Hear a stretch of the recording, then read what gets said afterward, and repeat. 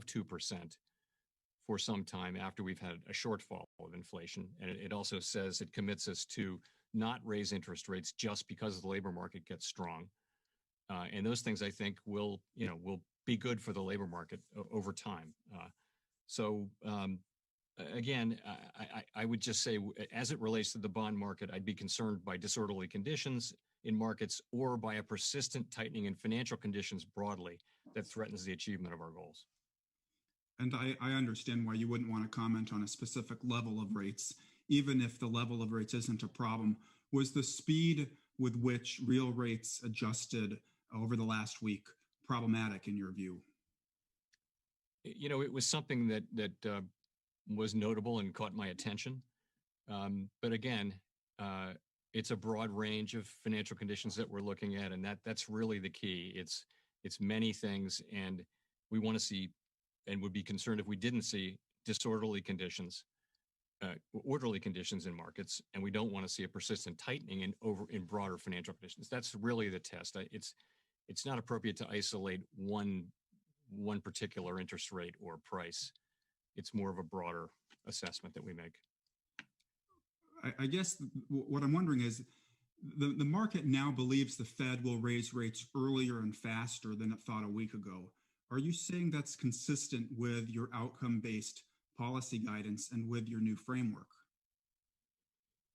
It's going to depend entirely on the path of the economy. So I laid out the conditions upon which we would consider raising interest rates, and that's labor market conditions that are consistent with maximum employment, which is, that's a big thing to get to, and it will take some time to get there, right? Inflation sustainably at 2% and inflation on track to run moderately above 2% for some time. So those are the conditions. When they arrive, we will consider raising interest rates. We're not intending to raise interest rates until we see those conditions fulfilled. And so that it's really the timing will depend entirely on the fulfillment of those conditions. And as I said, again, if I've told you that we think we're likely to see inflation move up during the course of this year through really two things. First, the base effects I mentioned, but also just kind of reopening effects where businesses will be potentially hit by a lot of demand as the economy recovers, which is a good thing. But you could see bottlenecks, you could see prices moving up. We're inclined to see those as transient. And there's a difference between a one-time surge in prices and ongoing inflation. Ongoing inflation, where prices go up year after year after year, tends to happen when people's psychology becomes that they believe that's what will happen, and they have no faith that the central bank, frankly, will prevent that from happening. So, as I've said, the key thing is to keep longer run inflation expectations anchored at 2%. If that happens, then a transient increase in inflation will not affect inflation over a longer period. And we intend to use our tools to keep inflation expectations anchored at 2%, which gives us the ability to do all of the things we do when the economy is weak. It could take months, though, for the data to contradict or validate this narrative about transient inflation. And obviously, investors are twitchy right now. Do you think your guidance is too vague right now to be properly understood by investors? I'm trying to make it as clear as possible. And I went through, the guidance. I think the guidance for the tapering asset purchases has an element of judgment in it. But I've also said that we will, well in advance of any decision to consider tapering asset purchases, we'll communicate about our sense of progress towards substantial further toward the goals, substantial further progress toward our goals. So we're not looking to surprise people with that. And as far as the rate liftoff guidance, it's pretty specific. And as I said, it will take some time to get there. If you think about it, you've got to have a very strong labor market and inflation performing in line with it's a picture of an economy that is all but fully recovered. The sooner that happens, the better. But I would say realistically, that's going to take some time. And as we sit here today, do you think the hope of a brighter outlook you've discussed here might lead to substantial further progress being achieved this year? Again, I've been so far been able to not reduce it to an estimate of time. I mean, that will come, I think, when we can see that. Right now, we haven't been making much progress. I mentioned 29,000 jobs per month for the months of November, December, and January. So, and spending was maybe a little better than that, but in the job market, you saw a real slowdown at job creation. That wouldn't get you to maximum employment anytime soon. That's just not enough. So, I do expect, and many forecasters expect, that there'll be a pickup in job creation. We'll have to assess that when it comes. I don't want to be making, but again, I think realistically though, it's March, and we're going to start. Presumably in the next couple of months, we'll start to see stronger employment, and we're going to want to see substantial further progress in both maximum employment and stable prices. That's going to take some time. It just will take some time because you've had 3 months now where you didn't make much progress. So we've got to get going and start making it again. And for us to assess that and signal forward, it's going to take some time. As you noted, the Fed is buying $120 billion per month in Treasury and mortgage securities. You've been saying for the past year that your asset purchases are designed to support market functioning. Have you seen anything in the Treasury market that suggests a need to lengthen the maturity profile of your purchases?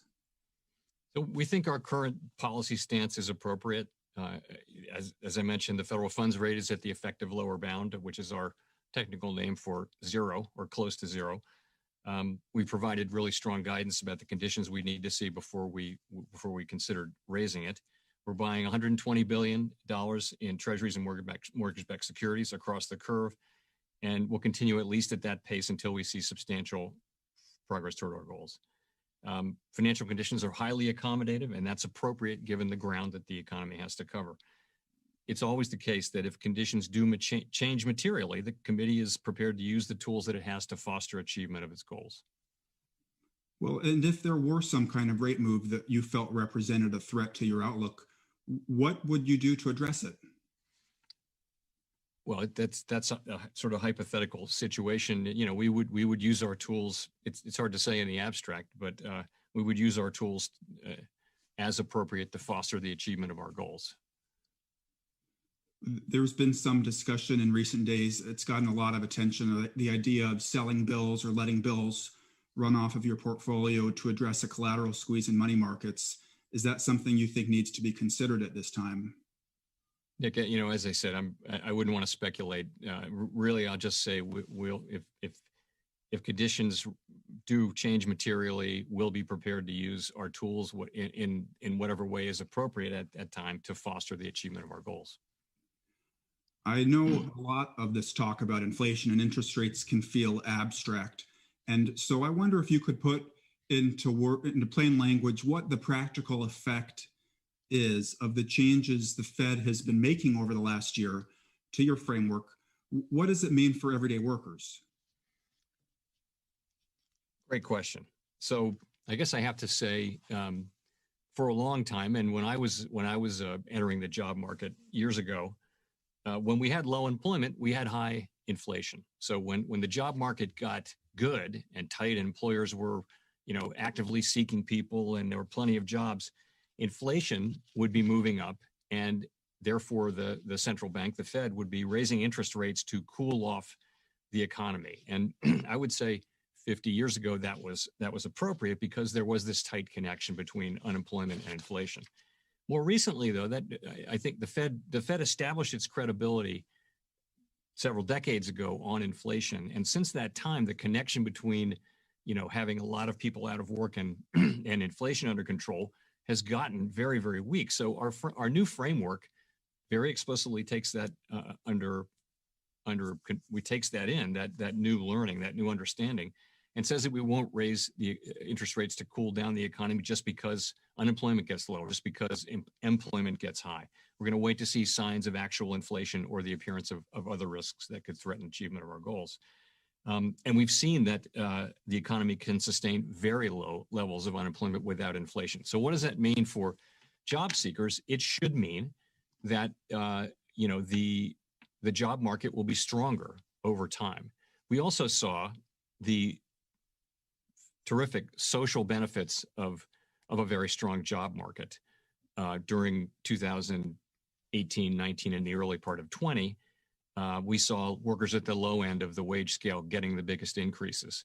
We saw labor force participation moving up. So people who might have given up on finding a job found a job, and people at the margins of society, maybe coming out of prison, things like that, got jobs. And there was really a lot to like about a very strong labor market. So, we're really, really committed to getting back to a very strong labor market. And, the strong anchoring of inflation expectations, the inflation dynamics that we have give us the ability to do that. But it does require that we remain committed to keeping inflation expectations anchored at 2%, and we will do that. Of course, some prominent economists in the last couple of weeks, as you know, Larry Summers, Olivier Blanchard, are saying that policymakers have maybe grown too quick to conclude from recent decades that low unemployment is no longer inflationary. Are they right to worry about this right now? Well, so many people, particularly people who are now entering the job market, will not have lived through high inflation. And high inflation is a very bad state of affairs, and it hurts people the most on fixed incomes and lower incomes who have less wealth to draw upon. So inflation was very high when I was in college and coming into the job market. So it's really not something we want. But I would say, at the Fed, we are well aware of the history and how it happened, and not going to allow it to happen again. It was a situation where the Fed didn't step in when it should have, when inflation pressures were building. Not at all the current situation. Inflation is currently running below 2%. It's running at 1.5%. But we're very mindful of what happened in really the 1960s and 1970s, and determined not to repeat that mistake. But you have to differentiate, though, between one-time price effects, such as things that happen around the reopening of an economy, not something we have much experience with, and just the sort of, when I say base effects, it's a technical term, you look through that, it's not really signaling anything about inflation. So, I mean, we're very mindful, and I think it's a constructive thing for people to point out potential risks. It's always constructive. I always want to hear that. But I do think it's more likely that what happens in the next year or so is going to amount to prices moving up, but not staying up, and certainly not staying up to the point where they would move inflation expectations materially above 2%. That would take, the public would have to come to believe that that's the new policy, that's the new reality. And I really don't think that, a couple of quarters of prices, or even more than that, but prices being above 2% would change the psychology, particularly in a world where inflation has been the problem for the last decade in all of the major advanced economy countries. They've been facing low inflation because of these global disinflationary pressures, which haven't gone away, and they're not going to go away overnight.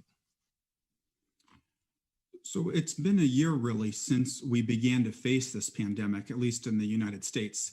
You announced your first of 2 emergency rate cuts a year ago yesterday. And so as we mark that anniversary, what are 1 or 2 of the most important lessons you think we've learned from this economic crisis? Yeah, we've been thinking about that a lot. You're right, we're sort of going into the anniversary of that extraordinary period. So the first thing is, and we really implemented something that we learned from in the last crisis, the global financial crisis, and that is that we needed to move quickly and powerfully with our tools and not hesitate. And we really did that this time, and so did Congress, by the way.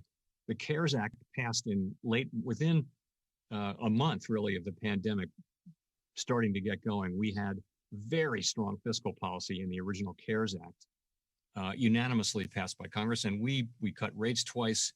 We started asset purchases to support market function at an unprecedented level, and we also announced the opening and opened facilities to replace to assure that the flow of credit to households, businesses, and municipalities in the country. All of those things in place very quickly. So thing one is when you have a real crisis, attack quickly and don't hold back.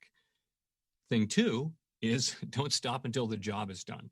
So there's a real sense that in the last crisis, really fiscal policy pulled back and became tight, and it led to a very long, slow recovery. So we're committed to using our tools and staying on the playing field with our tools until the job is really done. We're committed to that, and Congress, of course, has come with quite strong fiscal policy, and so I think we're in, if you look around, we're in the place we're in now. There's still a lot of pain out there, and more than 500,000 people have lost their lives to the pandemic. But compared to the economic scenarios that we were contemplating a year ago, this is, it's good to be where we are, and particularly with the vaccines now. No one thought we'd have vaccines within a year, less than a year. And now vaccination is moving at a good pace.